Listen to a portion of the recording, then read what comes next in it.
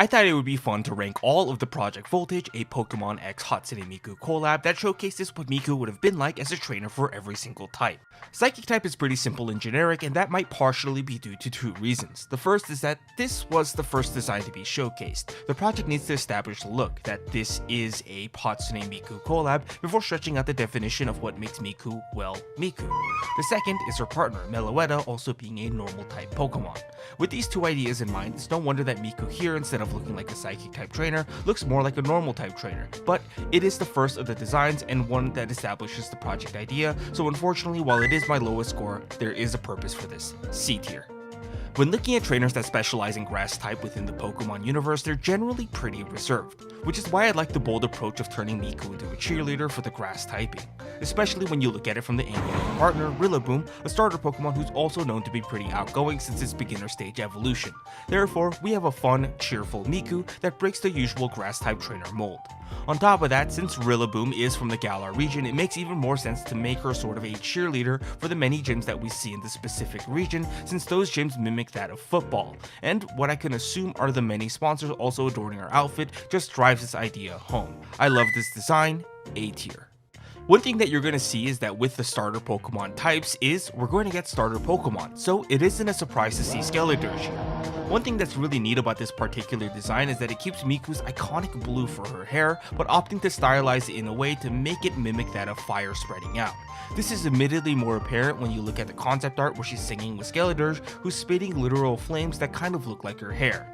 And while the rock and roll kind of archetype is reserved for poison type trainers in the Pokemon universe, I love that they brought it to the fire aesthetic to showcase the more passionate side of this music theme. A rank again for this design. Alola and Alola to this design as well, since this particular Miku feels like it's from the Alolan region, but that might also be due to my most recent Ultramoon playthrough being done with Primarina, who's evidently her partner for this particular typing.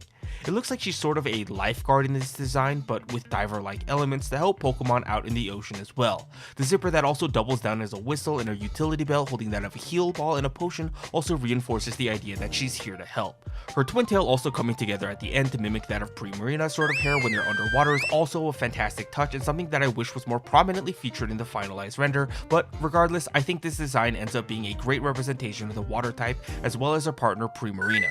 A tier for the last of the starter typing.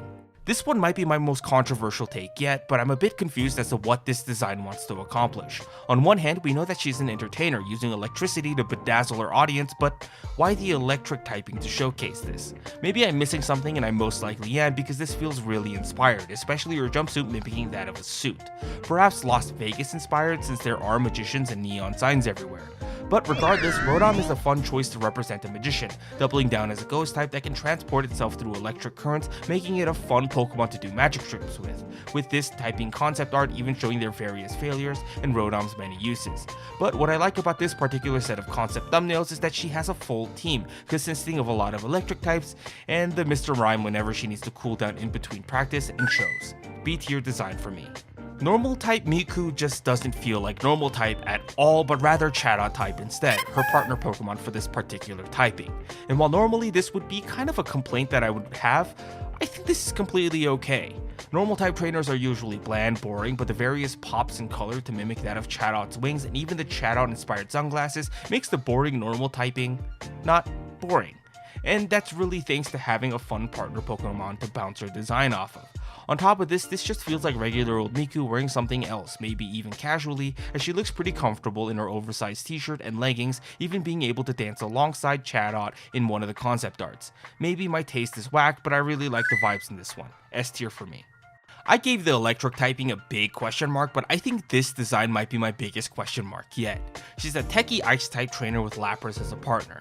Lapras is a fantastic choice as Lapras has been known to sing, but this particular Miku design is a little confusing to me.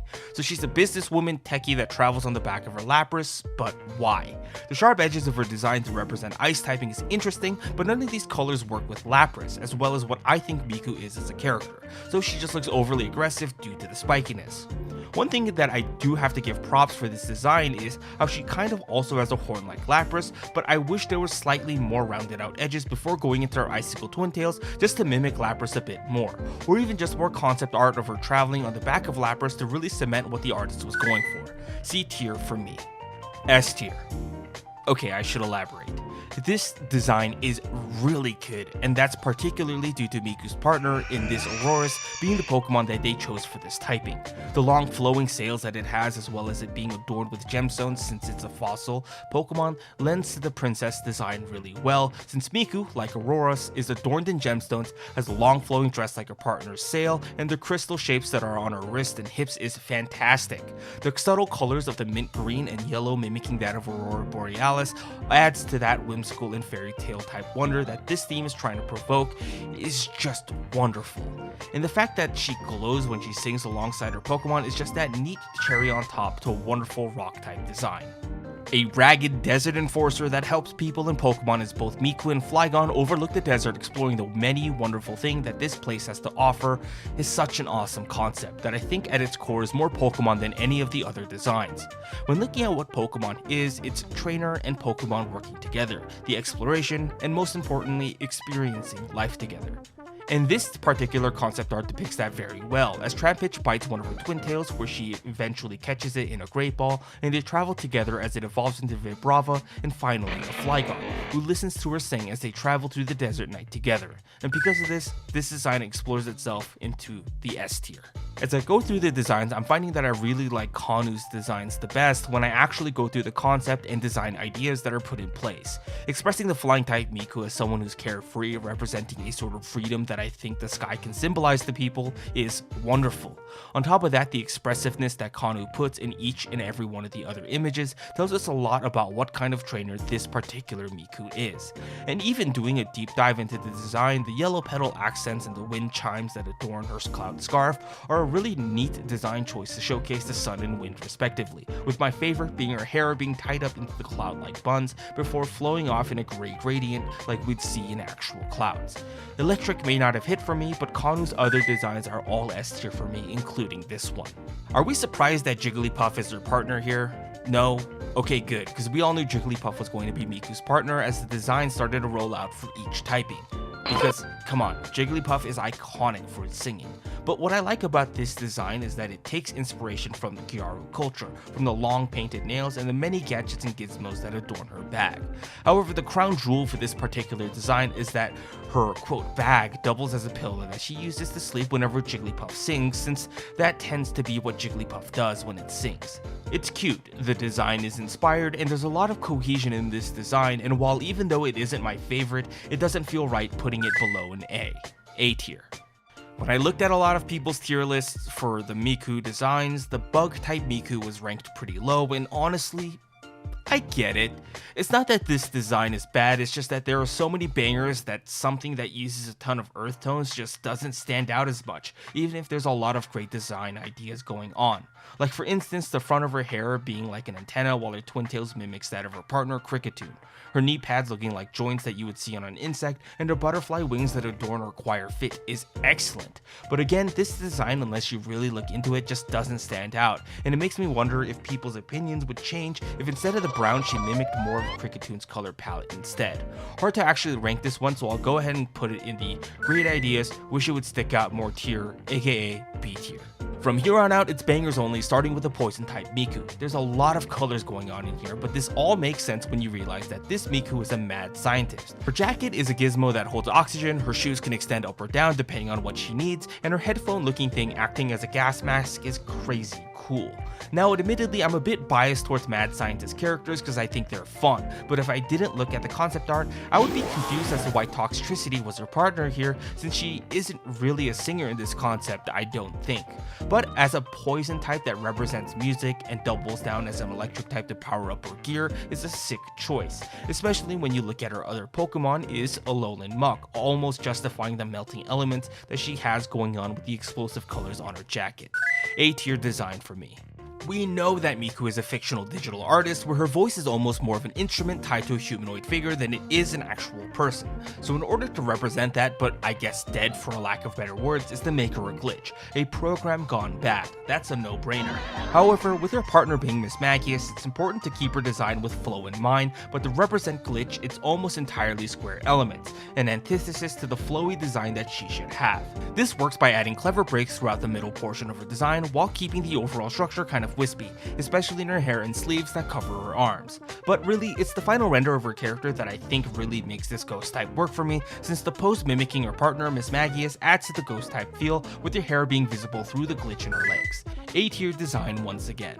I'm going to get a lot of hate for what I'm going to say here, so let me preface by saying this. S-tier design, but it isn't my favorite. But this is without a doubt the strongest, if not one of the strongest designs that this project has. Obstagoon being Pierre's main ace in Pokemon Sword and Shield, as well as being just a Kiss reference, lends itself to being a great partner for Miku.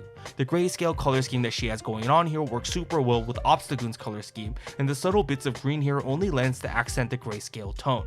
But the ladylike exterior that she has going on, especially with her choice of Pokeballs and the dark typing being that of luxury balls, gives us this dynamic of lady and bodyguard that got shady stuff going on in the background, especially since the artist Kazuma Koda always makes sure that we're only seeing one of her eyes instead of two, making it hard to meet her gaze and figure out her intentions. Brilliant choices all around. Jirachi was not the partner I expected from this, but it's one I definitely welcome. This Edo Japan period style of clothing to represent the steel type trainer is weird, but it just kind of works. Her hair is tied up and cut in a way that makes it look like one giant metal rod, and with the short socks and sandals being positioned in the way that it is, makes her look like a doll, like something manufactured. Her tying design element with Jirachi is the singular star that hangs off of her hat, but the other references like the Pokeflute is a really cool touch to this particular Miku. But I do wish that they did tie in just a little bit more Jirachi than just being a standalone design, but that's just my minor complaints. A tier. This is my personal favorite design. I'm biased. I like the fighting type, I like Farfetch'd, its Galarian form and its evolution, and I also know of the leak meme that Miku has as a character. Am I going to pretend like I understand the shopping meme? No, but it's clearly inspired her partners here and the fighting type Miku enough to make her hair resemble the leaks that a Farfetch'd carries. But to me, the biggest selling point in this design is how it takes the fighting type color of the brownish orange to accent her black outfit and the sword motif that she has going on as her martial art of choice. It just works so well in tandem with her partner Surfetch'd. I just wish that her official art did keep the hat because I think it adds so much to her serious character's demeanor, but she's still really cool without it. This gets the honorary my favorite 1 tier. This design is so sick, and the wonderful thing about it to me is that it builds on top of already present Miku design elements that turns her gray outfit into something that resembles armor like a knight. My only thing is, why Miraidon as a partner when we already have a sound-based dragon like Noivern? I get it, Miraidon is the cover legendary for Pokemon Scarlet and Violet, but I just can't help but think that Miraidon might have pushed the design into a corner. But even with, I guess, that restriction, Yusuke Omura and Hitoshi Ariga hit it out of the park with this design. The sword mic is so cool, and the horns that she has to mimic a dragon being her headphones is also just a neat design choice. The cape also reminds me a lot of Kanto's Elite Four Lance and Claire, so I think subconsciously I might just have capes equal dragon type trainers from my many years as a Pokemon fan. And despite me not being a fan of Miraidon being the Pokemon of choice here, the color palette does lend nicely to the cape. A tier. And with that concludes all of the designs, and this is my final ranking. For those that have made it to the end of this video, thanks for watching and just vibing with my thoughts on the many Mikus. I adore this idea of a character being different things depending on a Pokemon's typing, even if I'm not 100% familiar with Miku as a Vocaloid. Let me know in the comments down below what your favorite type was, and I hope you don't get liver poisoning for the amount of times I said design throughout this video.